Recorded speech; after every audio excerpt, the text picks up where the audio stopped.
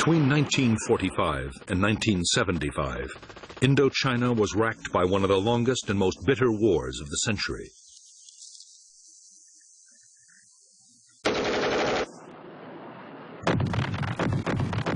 The battle for Vietnam drew in millions of soldiers, Vietnamese, French, American, Australian, Korean, and British, and profoundly affected the lives of vast numbers of civilians.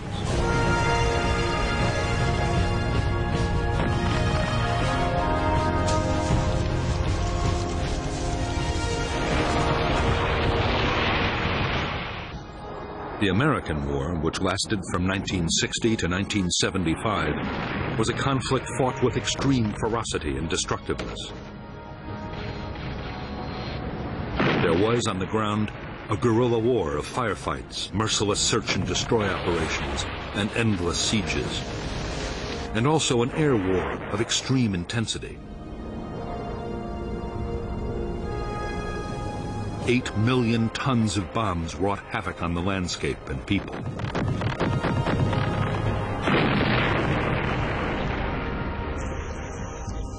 The war that cost 1.3 million lives, including 58,000 American dead, was about much more than the fate of one small country. 20 years before the first American combat soldiers set foot in Vietnam, the seeds for America's war had been sown.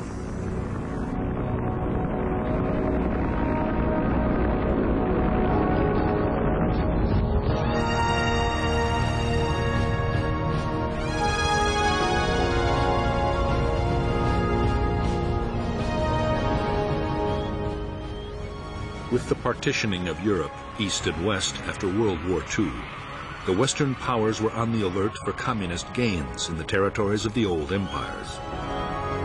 Soviet expansion in Europe was perceived as the greatest threat.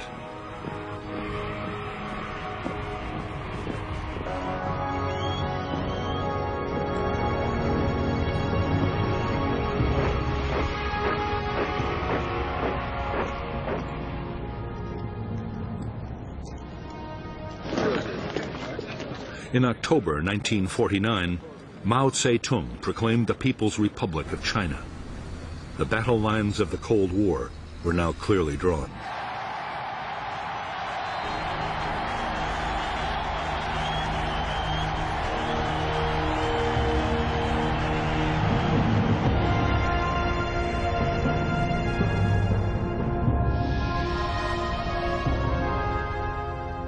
To American strategists, the communist victory in China fueled the fear of Soviet and communist expansion.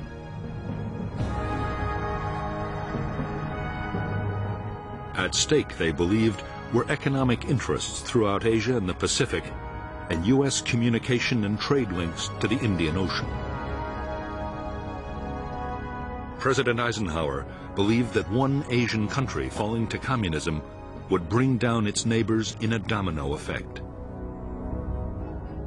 Soviet and Chinese power would advance southwards until even the Australian continent was threatened.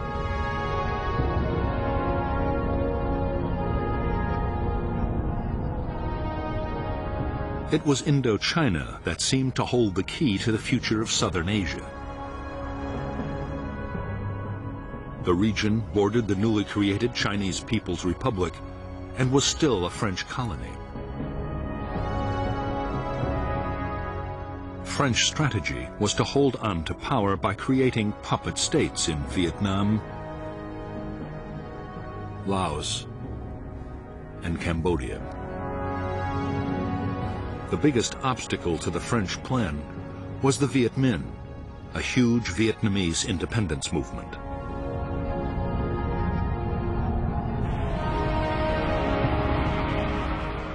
In September 1945, under the leadership of Ho Chi Minh, the Vietnamese League for Independence, known as the Viet Minh, took Hanoi from the Japanese occupying forces and declared independence for the Democratic Republic of Vietnam. In the south, the Japanese surrendered to the British. However, France still considered Vietnam her colony. General Gracie, the British commander, ordered the Japanese rearmed to fight the Viet Minh to retake the colony.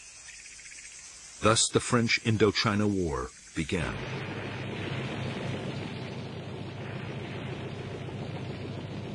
In the war between the French and the Viet Minh, the United States had until recently stayed strictly neutral. U.S. officials had originally supported the Viet Minh and its leader Ho Chi Minh, and they also strongly opposed the French attempt to keep their old colony. However, that was before the rise of Communist China. Now, the fear was that if the Viet Minh beat the French, they would open the door to the Chinese and the Soviets. Cold War politics had come to Vietnam.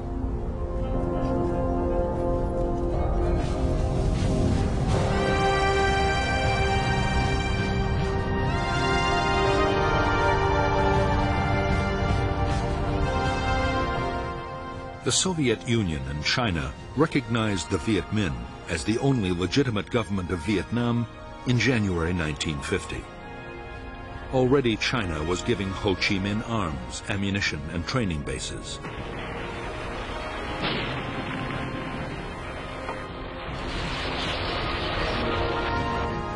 The United States, for its part, recognized a French creation, the State of Vietnam, and U.S. President Harry Truman approved a program of military and economic help.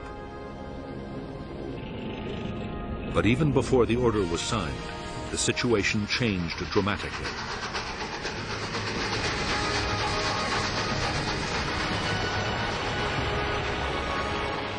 In June 1950, war broke out in Korea.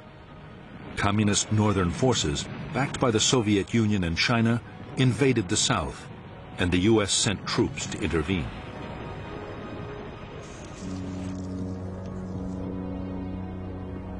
By October, American units were locked in combat with Chinese divisions on the Korean battlefield.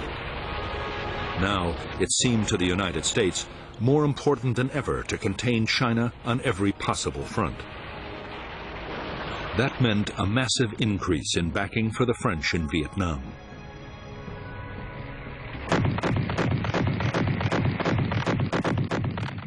By 1953, a year into the presidency of Dwight D. Eisenhower, U.S. support for the French war against the Viet Minh had turned into a flood of arms and cash.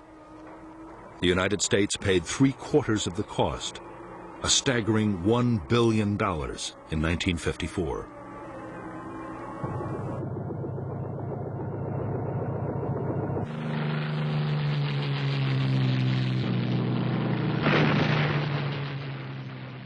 The problem was that even with colossal American aid, the French were failing to beat the Viet Minh. The guerrillas now numbered 120,000 trained troops, backed by 200,000 local fighters.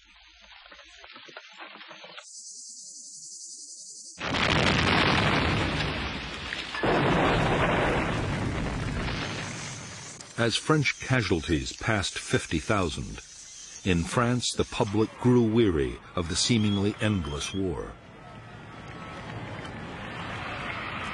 There were calls for negotiations with the Viet Minh. Pressure for talks grew even greater as the conflict in Korea ended. But Eisenhower and his Vice President Richard Nixon were dead set against any compromise.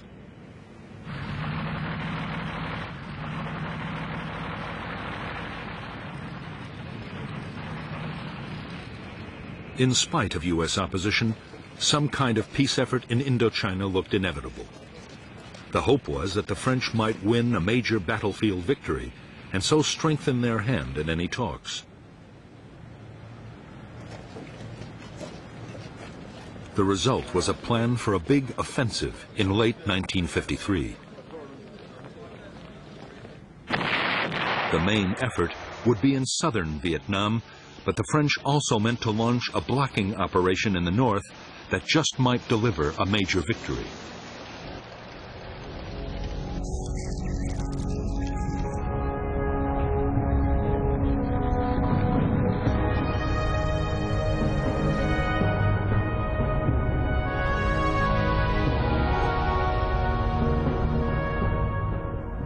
By now, vast tracts of French Indochina had fallen under Viet Minh control. In the northeast of Vietnam, the only French territory was an enclave around Hanoi. The insurgents' main military stronghold was in the Viet Bac, a mountainous region near the Chinese border. To the Viet Minh, already in control of vast areas of Laos, its royal capital, Luang Prabang, offered a tempting target, and the French were keenly aware of the danger.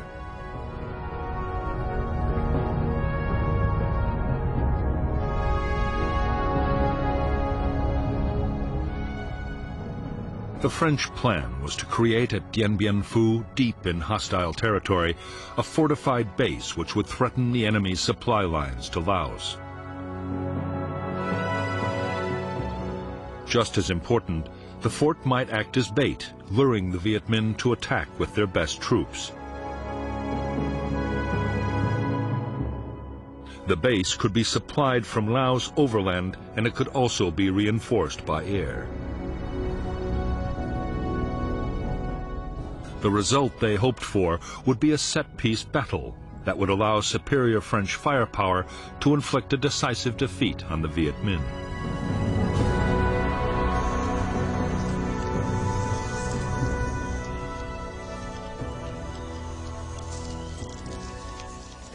In late November 1953, the Viet Minh's 316th Division advanced towards Laos, just as the French had expected.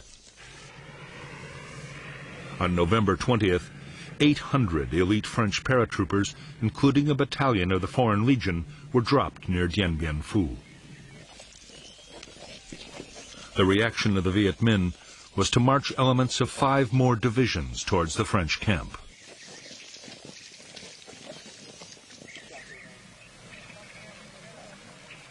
The French paratroopers at Dien Bien Phu quickly set about building fortifications and an airstrip.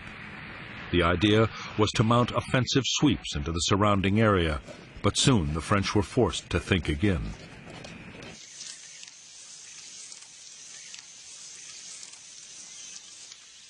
As the Viet Minh massed around the base, it became suicidal to venture far outside. Within 2 months, as the noose around Dien Bien Phu was drawn ever tighter, even a fighting withdrawal was no longer an option for the French.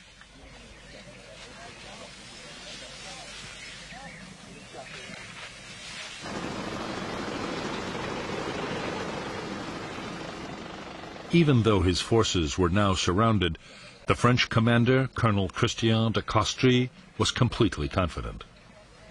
He was certain that aircraft could supply all the base's needs. Only enemy artillery posed any real danger.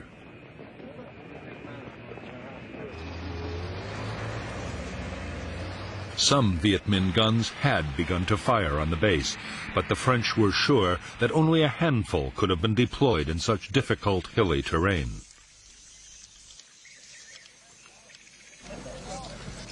As for Viet Minh supplies and reinforcements, French air power would make sure they never reached Dien Bien Phu.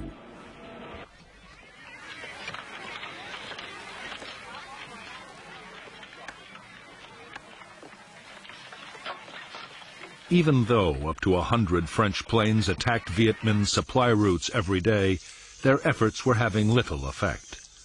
Too often, aircraft were grounded by the weather, and in any case, the Viet Minh were masters of camouflage and deployed huge numbers of anti-aircraft guns.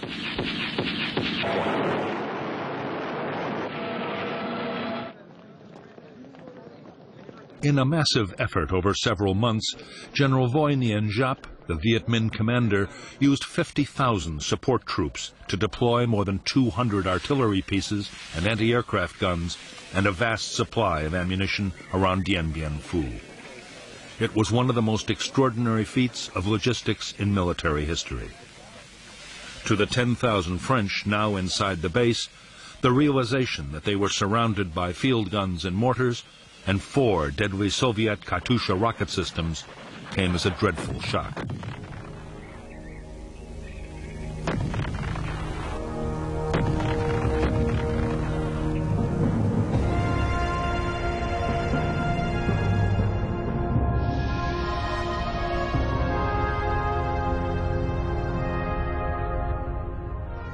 The French base at Dien Bien Phu had been sited on a flat valley floor. The airstrip and headquarters were the focus for the main battle position, a complex of 5 strongholds codenamed Françoise, Huguette, Claudine, Eliane, Dominique. To break up attacks, strongpoints Anne-Marie, Gabrielle, Béatrice, and Isabelle had been created on a series of low hills. The base was manned by 9 infantry battalions and 2 crack parachute battalions. For support, there were artillery and mortars, light tanks, and fighter bombers.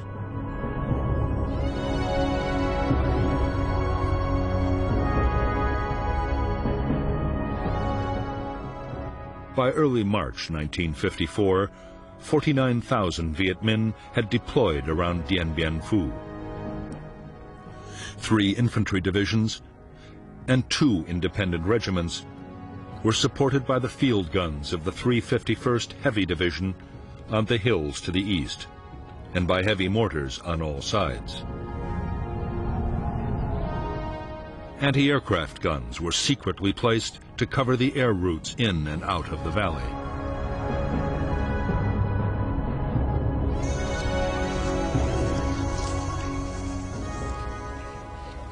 As the weeks went on, Viet Minh artillery fire caused more and more casualties amongst the French at Dien Bien Phu.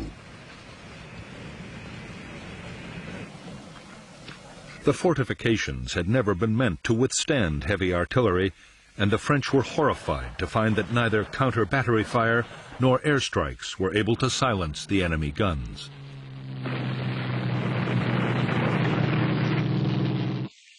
They were too well dug in to hillside caves and bunkers, and too well camouflaged. Any day now, the French knew, they would face an all-out enemy attack. It came on March 13th, 1954.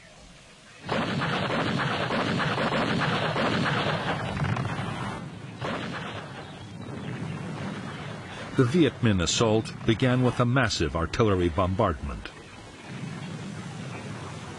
French gun positions in the central area were hammered.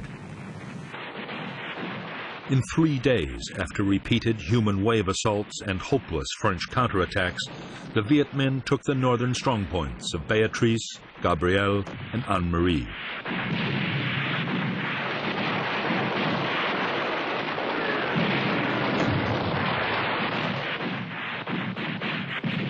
The loss of their northern outposts cost the French 1,500 men. The Viet Minh had suffered much worse, nearly 7,000 killed and wounded, but they had proved that the French defenses could be overcome.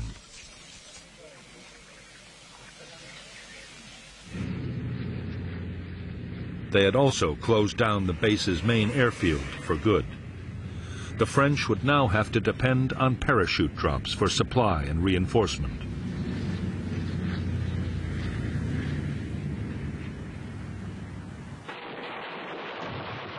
After a 2-week lull, the Viet Minh renewed their offensive.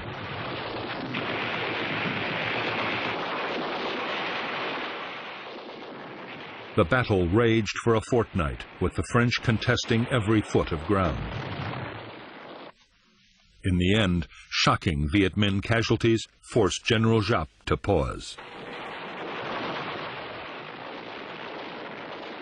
Meanwhile, the French situation was getting desperate. Ammunition and food was short, and 3,000 wounded were trapped inside the base in appalling conditions.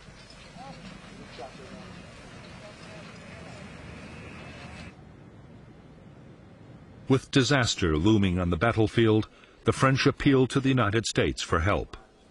There was a plan to use American bombers and even to drop 4 nuclear weapons, which was codenamed Operation Vulture. But Eisenhower ruled out any American military intervention unless other allies took part. None agreed to help. The French at Dien Bien Phu were to be left to their fate.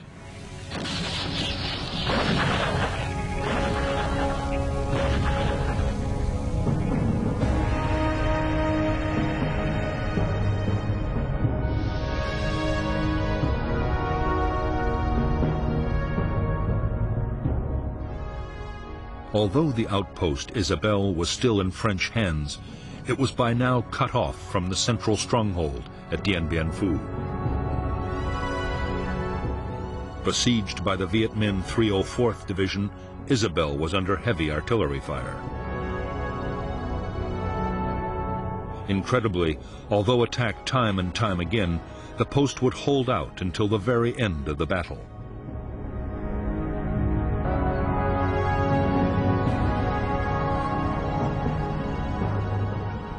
In the central sector, strong point Françoise had been abandoned, and the Viet Minh had captured Dominique along with part of Elian and Huguet.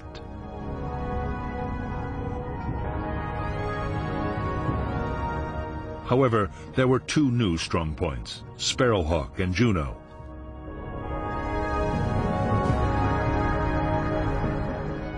Meanwhile, the Viet Minh had adopted new tactics in an attempt to reduce their terrible casualties.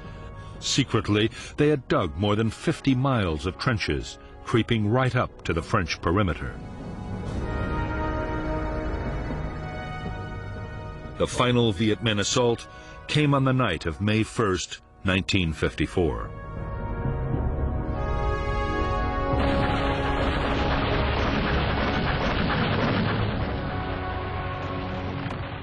After a massive barrage, the Viet Minh infantry hit the remaining bunkers of Huguet and Elian.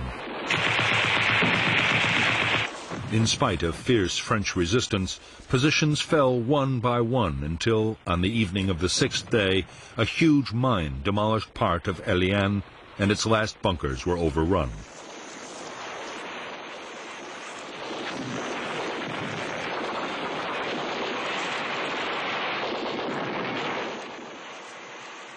At 5:30 p.m. on May 7, 1954, Vietnamese forces occupied the French command post, and the French commander ordered his troops to cease fire. It was 55 days to the minute since the battle had begun. At Dien Bien Phu, 3,000 French troops had been killed and 8,000 wounded. The Viet Minh had suffered much worse, with more than 8,000 dead and 12,000 wounded. But for them, the outcome had still been a triumph. On the eve of an international conference on Indochina, they had shattered France's resolve to carry on the war.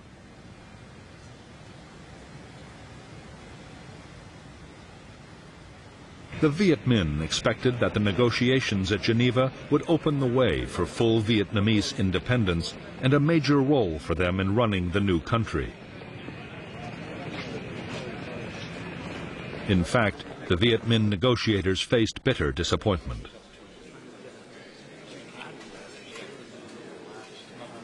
Behind closed doors, Chinese Prime Minister My Lai struck a deal with the French and forced Ho Chi Minh to agree that the country be divided into two zones.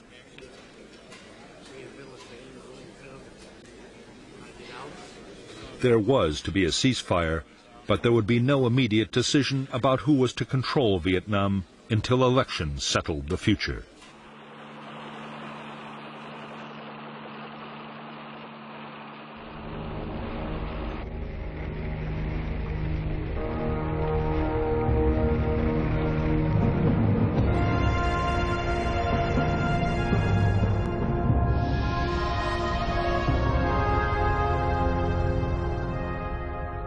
After Dien Bien Phu, the Viet Minh had controlled nearly 3/4 of Vietnam and parts of Laos and Cambodia. At the peace conference, Laos and Cambodia were confirmed as independent states, but Vietnam was divided at the 17th parallel. The Viet Minh were given control of the northern part, the Democratic Republic of Vietnam, with its capital in Hanoi. In the south, the state of Vietnam was to be run from Saigon. A demilitarized zone was established between the two regions. By agreement, 190,000 French-led troops would be withdrawn from North to South Vietnam.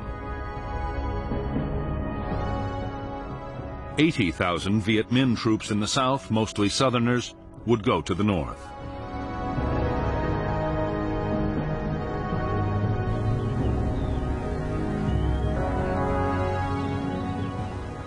For the French, the prospect of withdrawing from the northern part of Vietnam was deeply humiliating.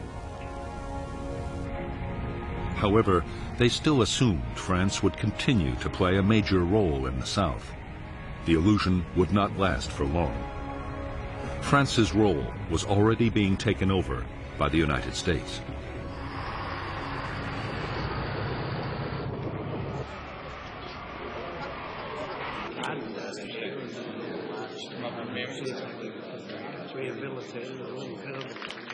On September 8, 1954, at a conference in the Philippines, the U.S. sponsored the creation of the Southeast Asia Treaty Organization, which would soon include South Vietnam.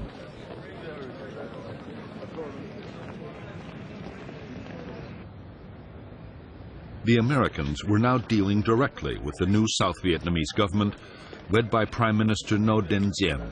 They had begun to bypass the French completely.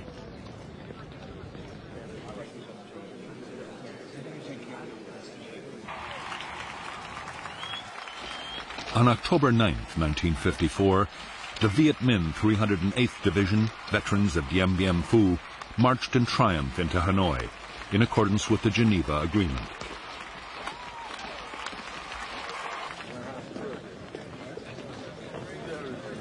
At the same time, the last French troops in the north prepared to leave. With them went 850,000 refugees, encouraged by a CIA black propaganda campaign and fearing for their future under Viet Minh rule.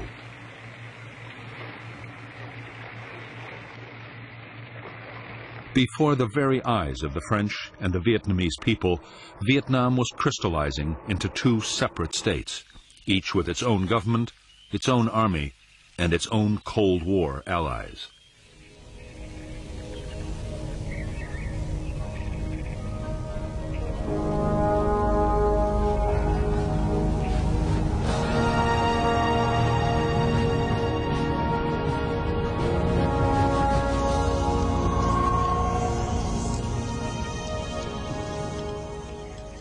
For Ho Chi Minh, the North Vietnamese president, the years following the Geneva Agreement were bitterly disappointing. Ho was adored by millions of Vietnamese, North and South, as the man who'd driven out the French. But he had only won half a victory. South Vietnam, backed by the United States, refused to hold the elections that had been agreed at Geneva, the elections Ho had counted on, in which the U.S. knew he would win, to reunify the country. Everything pointed to the fact that the division of Vietnam would be permanent.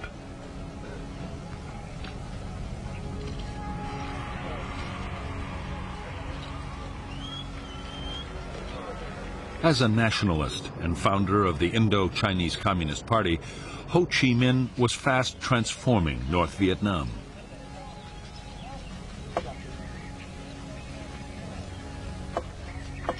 The party took control of almost every sphere of life. The reconstruction of the war-ravaged economy was pushed ahead at incredible speed.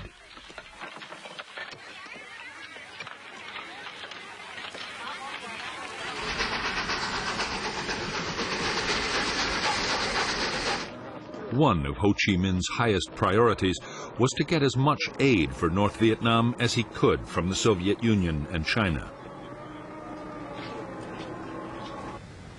In July 1955 in Moscow, he won promises of cash help for the North to stave off a food crisis.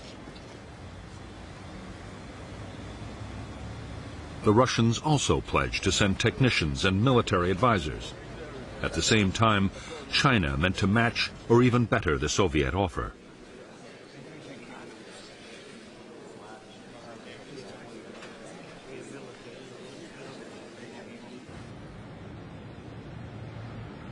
Although Ho Chi Minh's greatest ambition was to reunify North and South Vietnam, so far he had urged his followers to be patient. He had refused to back guerrilla warfare against the South. Both China and the Soviet Union were also insisting on caution.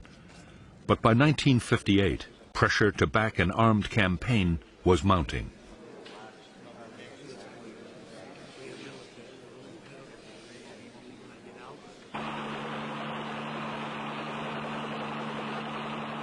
The tens of thousands of southern Viet Minh soldiers who came north after the Geneva Accords were by now restless and homesick.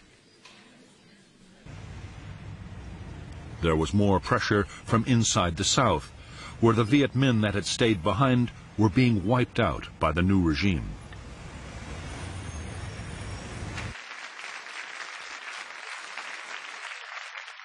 In the northern government, an increasingly powerful faction of Southerners, led by Le Duan, the Communist Party General Secretary, was also arguing for strong measures. In January 1959, with Ho Chi Minh's blessing, the North Vietnamese Communist Party voted to support armed revolution in South Vietnam. To help the campaign, 4,500 Viet Minh Southerners were prepared for infiltration back into the South.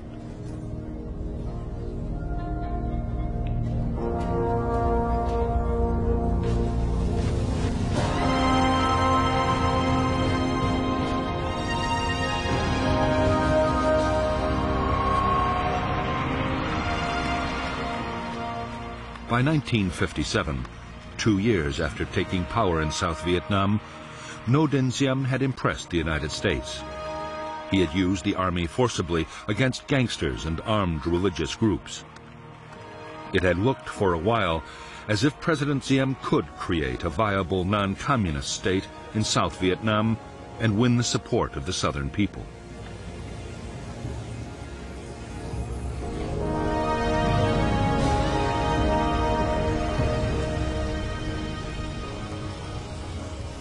In fact, Diem had no intention of introducing the democracy or the social reforms that the United States wanted.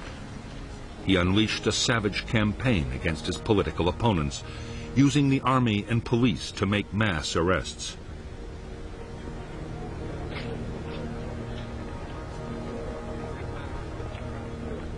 There was widespread torture and summary executions. At the same time, Diem's own family built up enormous wealth and power, while most of the South Vietnamese continued to live in dire poverty.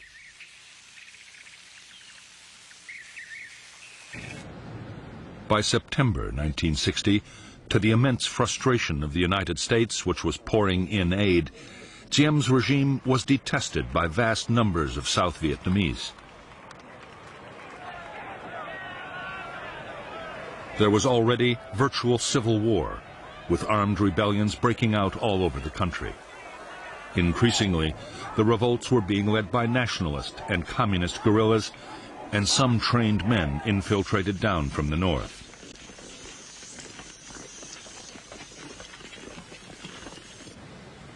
Over 12 months, 1,400 local government officials and civilians were killed, and a further 700 kidnapped. In South Vietnam, the guerrillas began to mount bold attacks on military posts, convoys, and railways.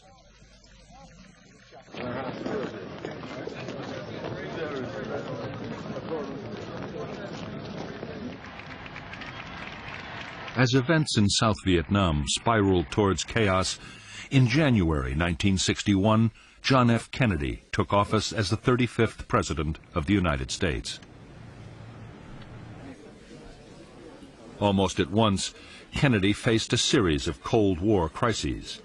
Soviet Premier Nikita Khrushchev was preparing to resume atmospheric testing of atomic weapons. Khrushchev also promised to increase Russian support for communism around the world.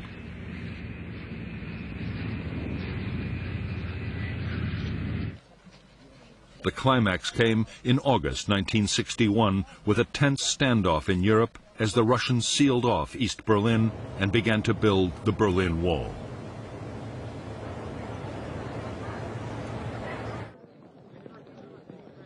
Kennedy's reaction to the sense of mounting threat was to order a massive strengthening of American defenses. He ordered the call-up of 150,000 military reservists. A program was launched to build public nuclear fallout shelters right across the United States.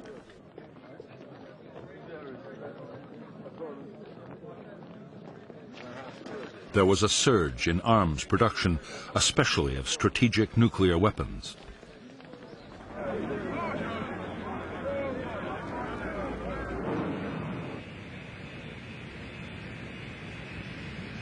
With so many immediate crises demanding the attention of the president, Vietnam was far down the White House agenda. All the same, concern was growing. The South Vietnamese guerrillas were now 17,000 strong.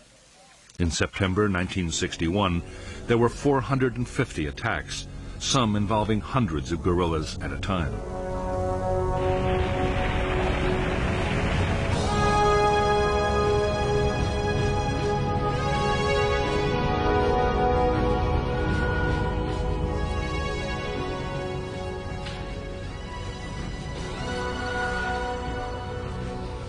Shortly after the decision to mount an armed revolution in South Vietnam, an organization had been created to control the military and political effort.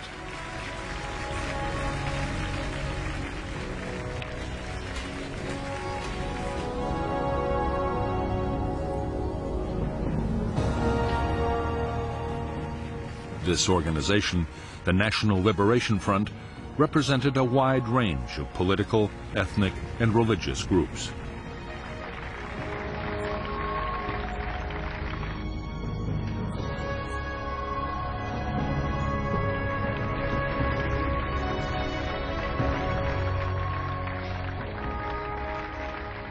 The military wing of the NLF was the People's Liberation Army. The army included guerrillas who had been sent down from North Vietnam, Viet Minh veterans, and local armed groups.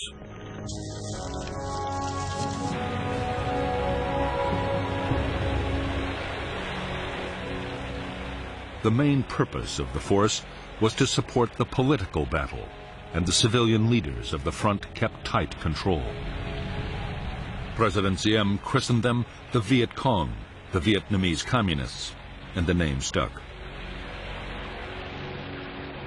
The Viet Cong meant to follow the same kind of political and military strategy that had won the war against the French. Politics, diplomacy, and violence would be carefully coordinated so each always worked with the others. For the time being, military activity would take second place to the political effort. Many hoped that a full-scale war would never be necessary. Others, particularly those closely connected with the North, saw a military campaign as the key to victory and expected it to pass through 3 critical stages.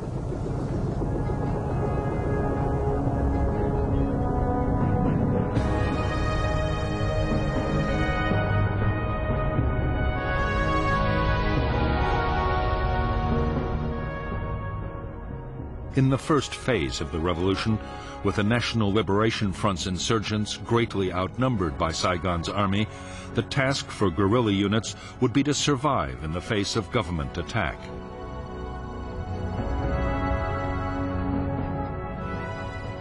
Safe base areas would be created as defensive sanctuaries and as springboards for small-scale guerrilla attacks. In the second phase, the insurgents would deploy larger units and would seek out bigger battles. The opposing forces would be more evenly balanced, and under relentless pressure, the enemy would become defensive and static.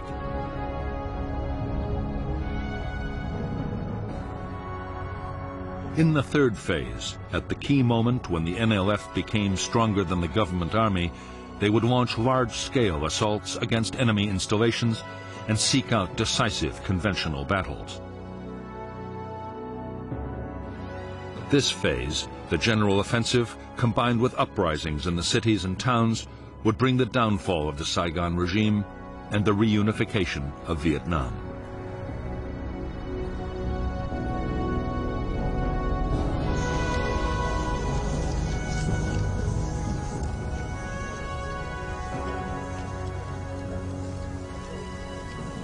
While the revolution was in its early phase, the NLF meant to build up its organization as fast as it possibly could.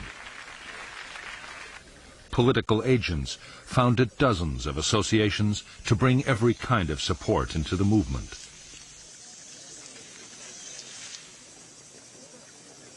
There were associations for women, farmers, students, and workers. In less than 2 years, the front claimed 300,000 members.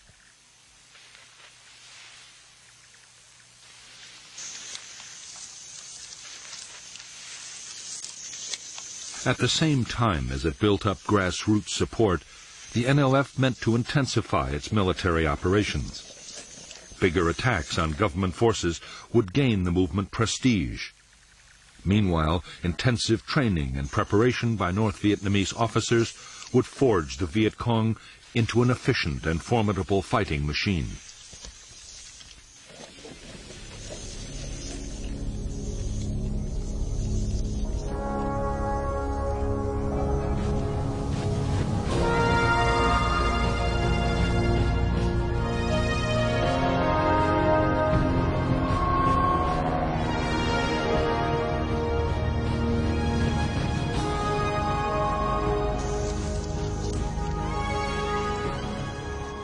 As the NLF tightened their grip on the countryside, the South Vietnamese army began to behave exactly as the guerrillas had expected them to. They grew increasingly defensive, staying in fortified posts and never venturing out after dark. Battles only happened when the guerrillas chose, and the army suffered a steady drain of casualties.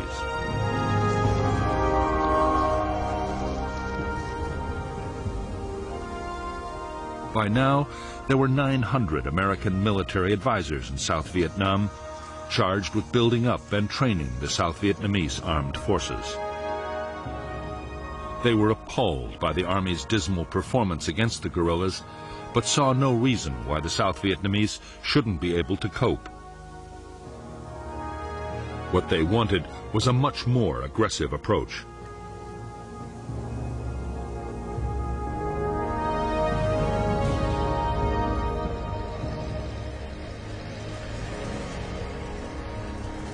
American advice was that the Army should get out on mobile operations and find the bigger enemy units.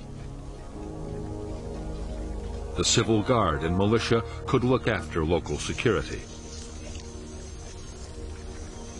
The Americans developed a counterinsurgency plan, supposed to better coordinate the different forces, but progress on the ground was painfully slow.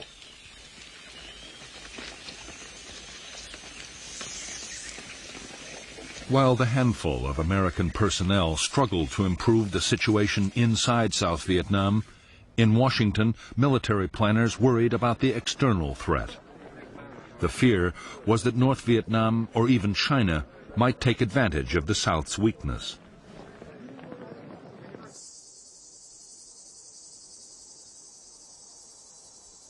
Already, with the approval of the White House, a contingency plan had been drawn up for putting in American combat troops if an invasion looked imminent.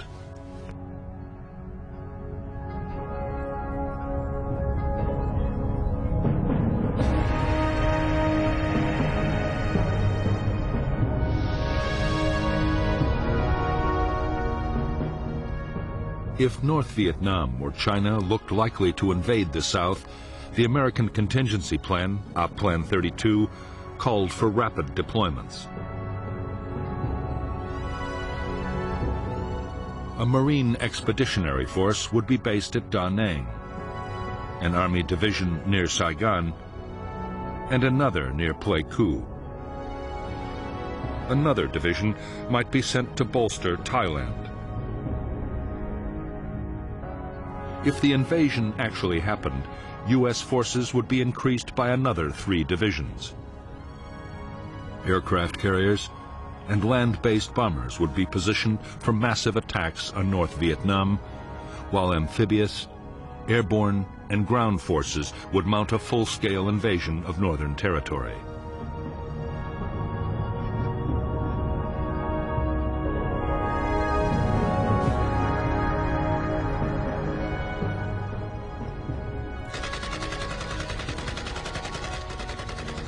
By now, the guerrilla war in South Vietnam looked so dangerous that American military planners believed the country might collapse even without a northern invasion. The Joint Chiefs of Staff, the President's military advisors, argued that the best option was to implement Op Plan 32 anyway and put 3 divisions into South Vietnam. The first 20,000 men would show the United States was serious. They believed the rest, up to 70,000 troops, would be enough to clean up the guerrilla threat altogether.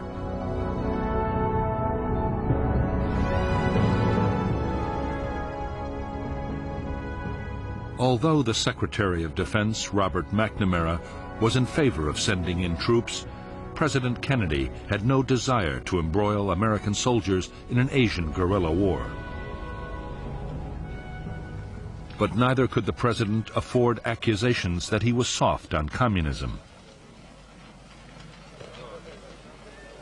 In November 1961, Kennedy approved a compromise plan drawn up between McNamara and the Secretary of State, Dean Rusk.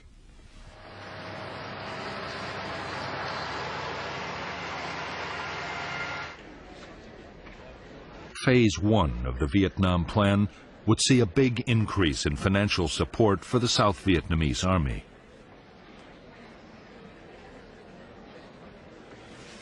The number of American military advisors in Vietnam would be raised to over 3,000.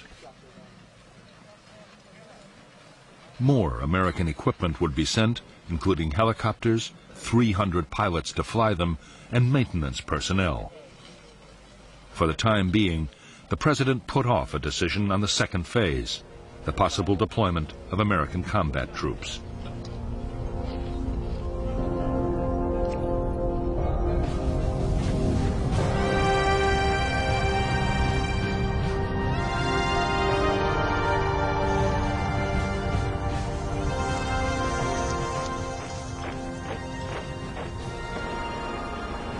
By the end of 1961, the South Vietnamese Army was being expanded to 200,000 men.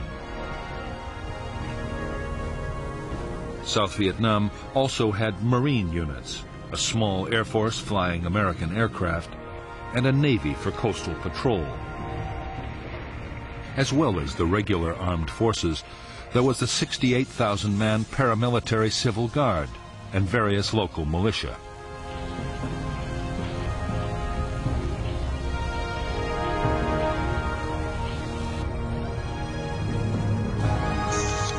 Since the United States had started rebuilding the South Vietnamese Army back in 1955, the force had been organized, armed, and trained to fight large-scale battles.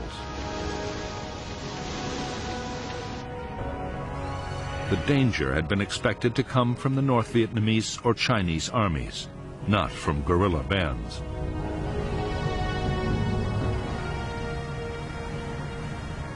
Commanders had been taught to mount big operations and to use massive firepower wherever they could.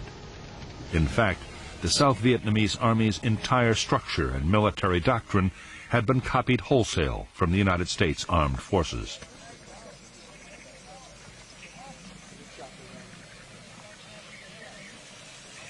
Senior American commanders had no doubt they were teaching the South Vietnamese the right tactics for the war they had to fight. Their main worries were about leadership and morale. President Dien had appointed his generals for their political loyalty rather than their abilities, while junior officers' promotions depended on family connections. As for the men, they were sometimes so poorly supplied they had to steal food. Desertions were running at 400 a month.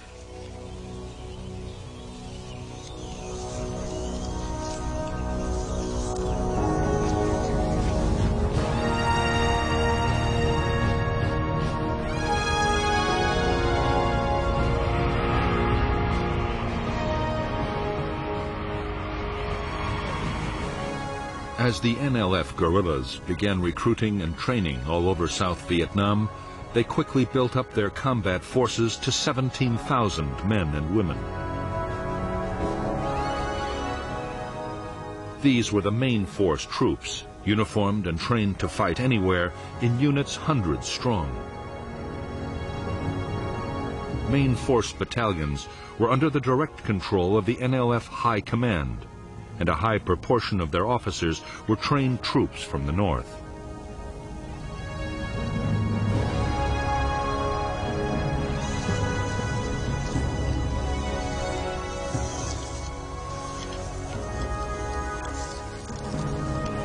The NLF were also creating regional and local forces. Regional troops were controlled by district commanders. They were less well armed and trained than the main forces, but their scattered units could come together to create powerful formations whenever they were needed.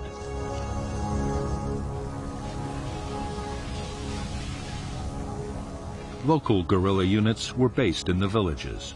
They were part-time soldiers whose main job was to defend areas where the NLF was gaining control. In villages where the movement's influence was weaker, they served to intimidate opponents and show the wishes of the NLF were always to be taken seriously.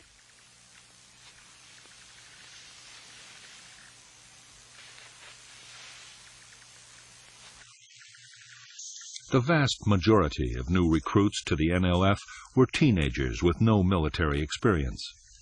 In the hamlets, they were organized by political officers into three-person cells.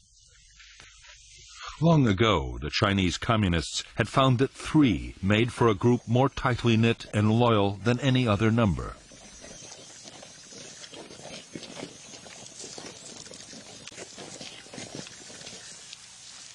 Although some weapons from the north, including Chinese mortars and machine guns, were beginning to reach NLF units, most guerrillas had to use whatever they could get.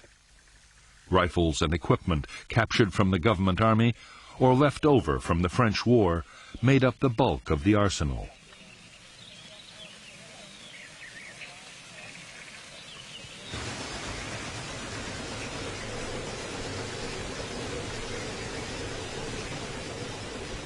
There were also secret factories making small arms and turning out grenades and mines in enormous numbers.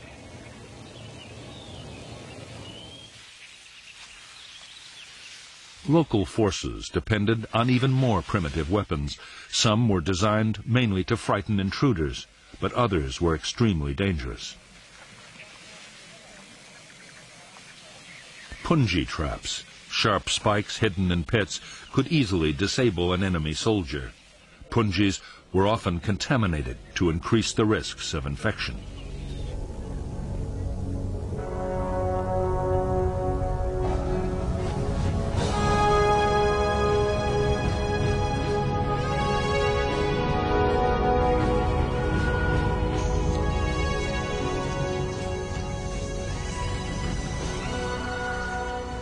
By the end of 1961, the Saigon government was forced to admit it was faced with a full-scale war. Every week, over 1,000 people were being killed.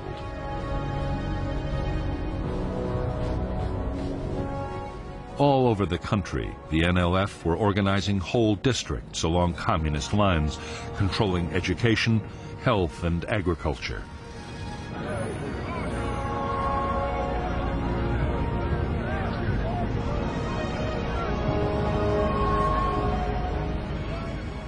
There were whole areas which had seen no government troops or officials for years.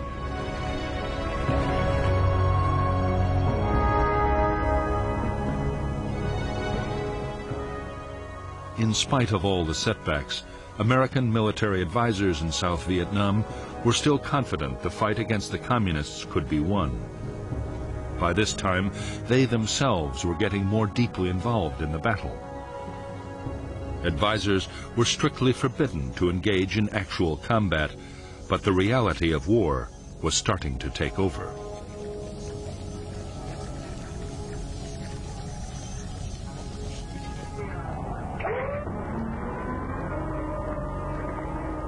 On December 11th, the helicopters promised by President Kennedy arrived at the Saigon docks. With them came 400 U.S. personnel to maintain and fly the aircraft. Within weeks, the helicopters and their American pilots would be in action on the Vietnamese battlefield.